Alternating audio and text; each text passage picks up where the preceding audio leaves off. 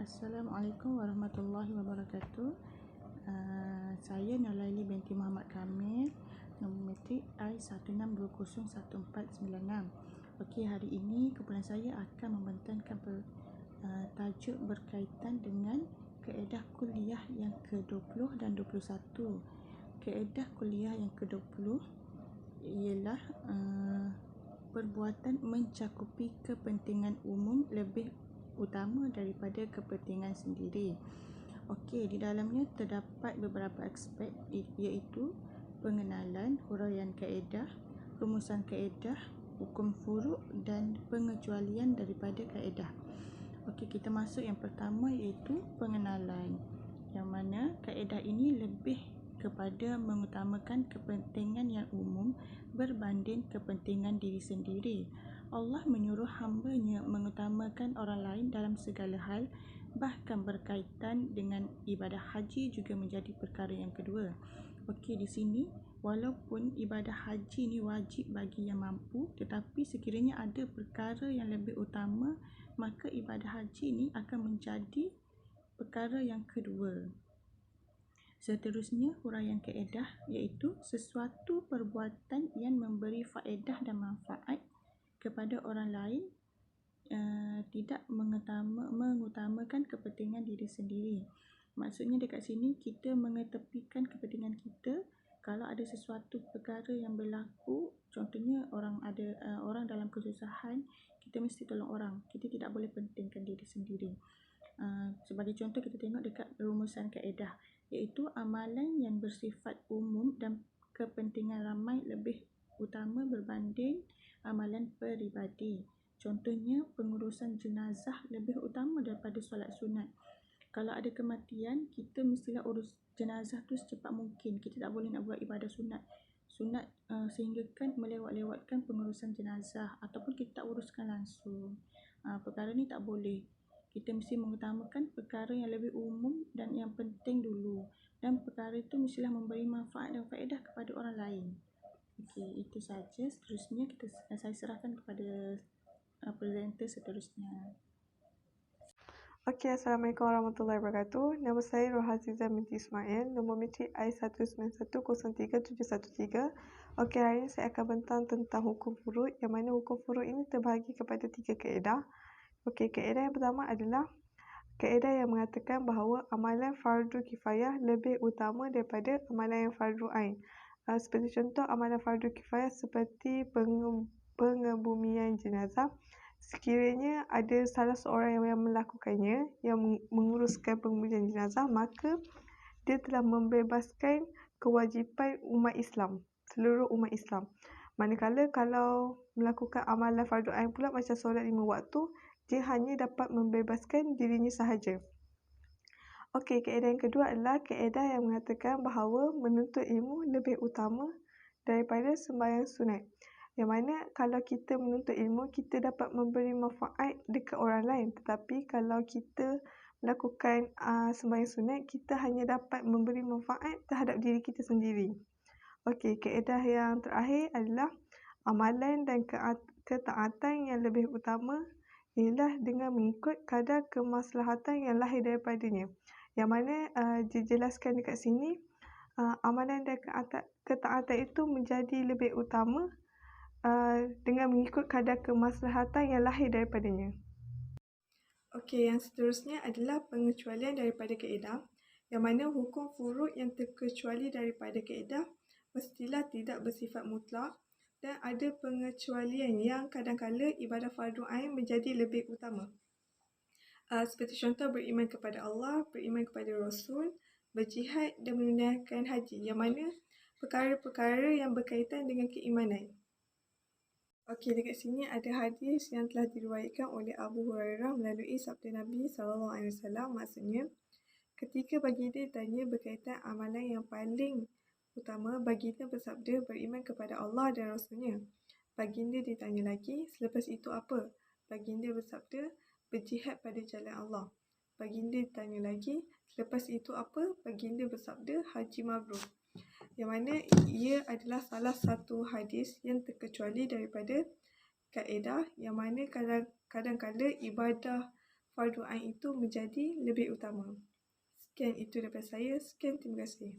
Bismillahirrahmanirrahim. Assalamualaikum warahmatullahi wabarakatuh. Nama saya Nur Syairah binti Sukri. Nombor metrik I18203099. Okey, hari ini saya ingin membentangkan tentang kaedah yang ke-21 iaitu Al-Fardu Afdalu Minan Naf.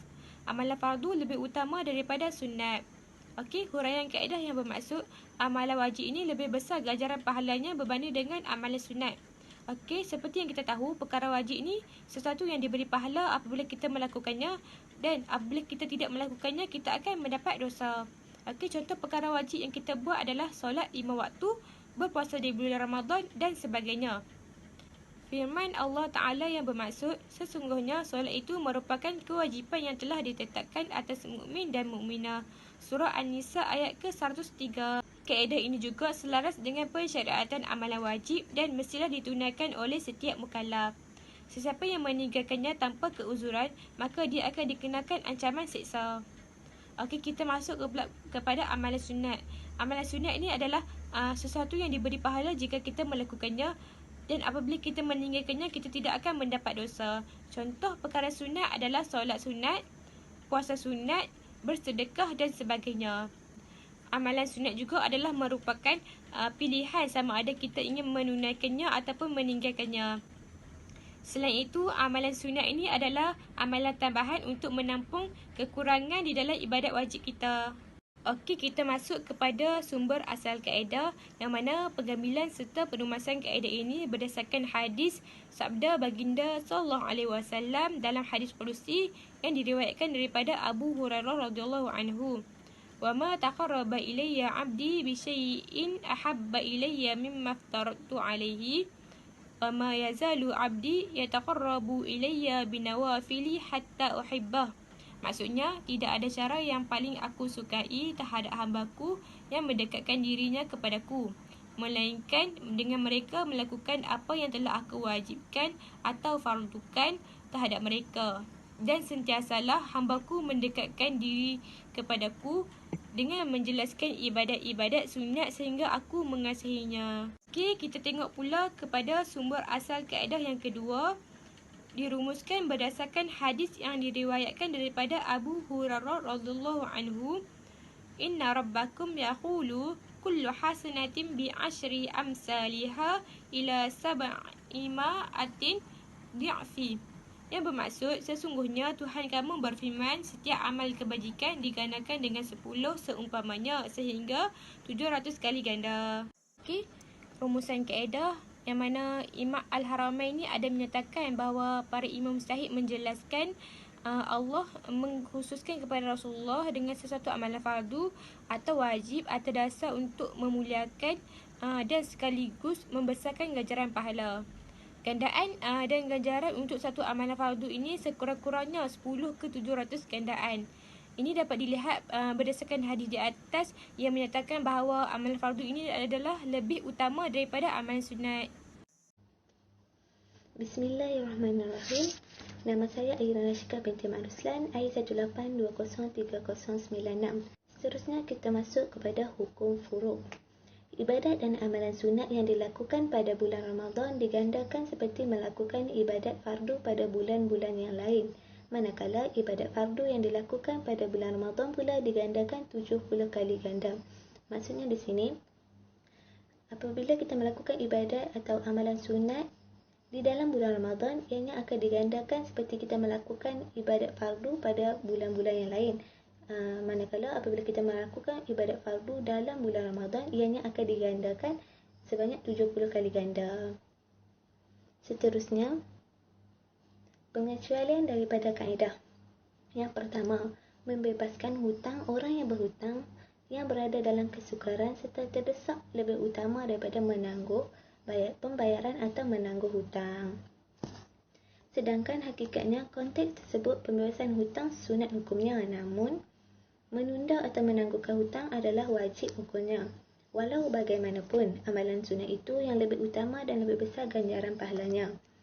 Hal tersebut bagaimana dinyatakan oleh Al-Syaikh Al-Khatib Al-Shirbini Dalam kitab Mughni Al-Muhtaj, ia juga selaras dengan apa yang dijelaskan melalui firman Allah dalam surah Al-Baqarah ayat 280 yang bermaksud, dan jika orang yang berhutang itu sedang mengalami kesempitan hidup, maka berilah tempoh sehingga ia lapang hidupnya, dan sebaliknya pula, bahawa kamu sedekahkan hutang itu kepadanya adalah lebih baik untuk kamu, kalau kamu mengetahui pahala yang besar yang kamu akan dapati kelak. Maksudnya kat sini, membebaskan hutang adalah sunat, menunda atau menangguhkan hutang adalah wajib. Tetapi amalan sunat lebih utama dan lebih besar ganjarannya, iaitu menyedekahkan hutang tersebut. Yang kedua, memulai atau mengucapkan salam itu sunat hukumnya dan menjawab salam adalah wajib. Namun, konteks tersebut, orang yang mengucapkan salam adalah lebih utama serta lebih besar ganjaran pahalanya. Antara dalilnya ialah sebagaimana sabda baginda Rasulullah SAW yang diriwayatkan daripada Al-Ayyub Al-Ansari, yang bermaksud dua orang yang berjalan, apabila mereka bertemu, masing-masing berpaling ke arah lain, mengelakkan dari bersua muka, yang terbaik antara keduanya ialah yang mendahului memberi salam.